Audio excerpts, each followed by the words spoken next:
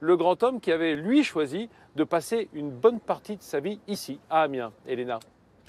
Mais oui, Vincent, on peut dire d'ailleurs que Jules Verne, l'auteur, et Amiens se sont adoptés l'un l'autre. Alors, c'est vrai qu'il a vécu à Amiens pendant 34 ans et pendant 18 ans, ici, dans cette maison, c'est la maison de la Tour, une maison bourgeoise de 600 mètres carrés.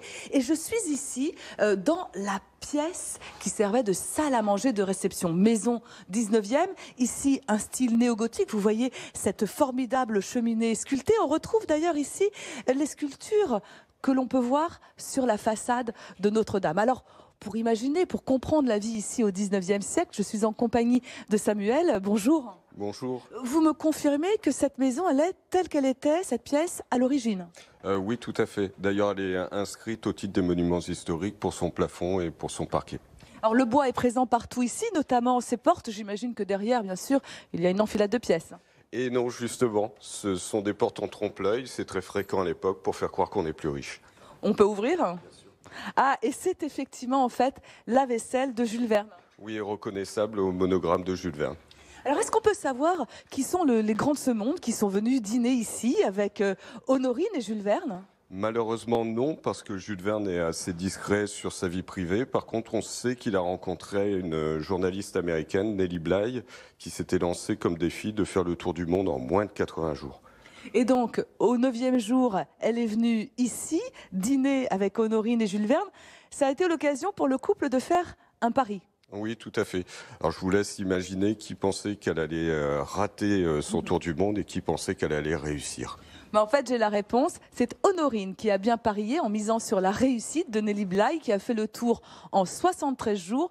Comme quoi, Jules Verne avait du bon sens concernant les progrès scientifiques, pas encore concernant les progrès sur la condition de la femme. C'est exactement ça, Vincent, une trentaine de romans au cours des 18 années que Jules Verne a passé ici, dans cette maison. C'est la maison de la Tour, sa maison. Et nous entrons maintenant dans son cabinet de travail. Au passage ici, un petit œil sur sa Légion d'honneur. Alors je vous invite maintenant à pénétrer dans cette pièce qui est la plus petite pièce de la maison. On dirait comme un écrin. C'est ici que Jules Verne s'asseyait tous les matins, entre 5 et 11 heures du matin, pour écrire, pour puiser l'inspiration.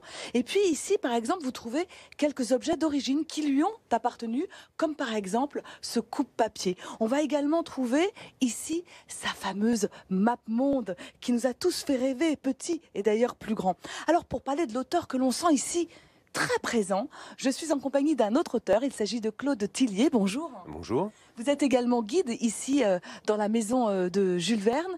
Juste 5h, 11h du matin, ce sont des bonnes heures de travail pour un auteur? Oh, pour Jules Verne et l'époque, par rapport à la lumière naturelle. Moi, c'est pas du tout mon créneau. Dont il devait effectivement profiter. Est-ce que vous avez un roman de l'auteur préféré? Oui, un roman qui a été écrit dans la pièce où nous sommes, s'appelle Le Petit Bonhomme, l'histoire d'un jeune orphelin, un hommage à Charles Dickens.